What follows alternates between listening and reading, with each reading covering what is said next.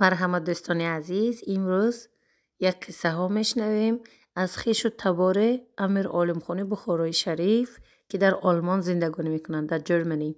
من قصه اتوبر میکنم از مردم قدیم بخارا.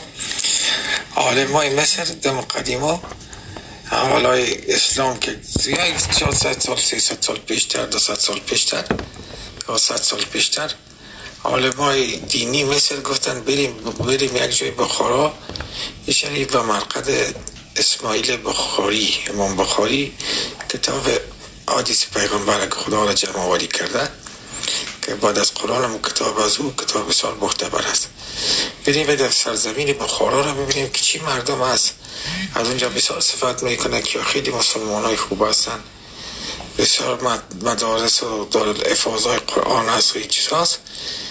بریم اونجا یک دفعه سیاحت هم میشه، یک دفعه سرزمین ببینیم.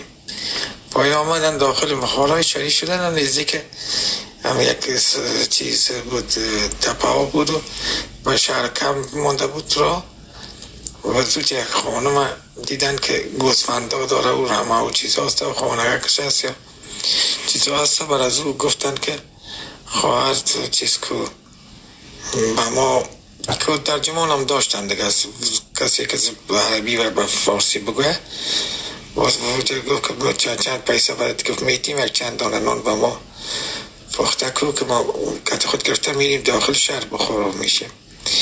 این خانم گفت نه پیسه تانه کار ندارم، من خمیر کردیم این حالا شما دورتر باشی اونجا باشی و تا نان پخته میکنم میرم. با چند دانه نان گند برای پخته کرد. این خانم برازی یا گفت که چیسته، گفت از حلال نان بخوری از حرامش نخوری مستحبش، دلتان میخوری دلتان نمیخوری.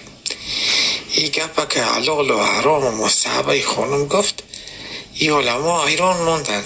خانم رفت طرف صحرا یا نان خوردن و گفتن ونه باشی شد ما که پس بیایی که از این پرسان کنیم که حلالش بخوریم و حرامش نخوریم و مستحبش چه ترتیب است.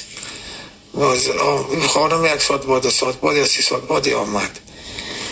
آمد باز برش گفتن که بری خواهر بگو که ما گفتی حلالش بخوری حرامش بگذاری نخوری مستحبش میخوری دلتان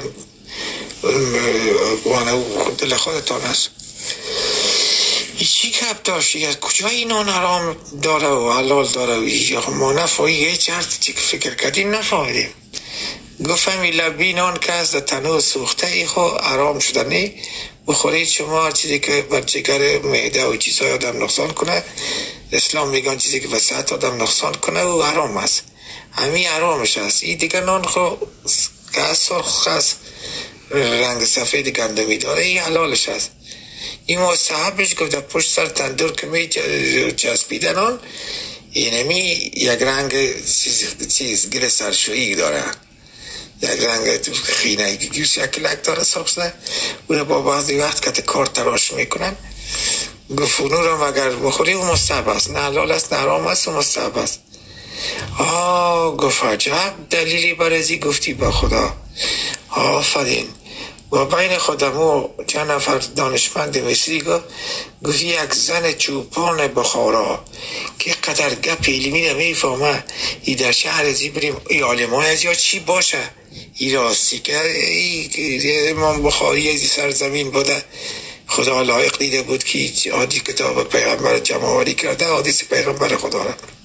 یک قصه زمین بود. یک قصه دیگه هم دارم با دیگر روز میکنم.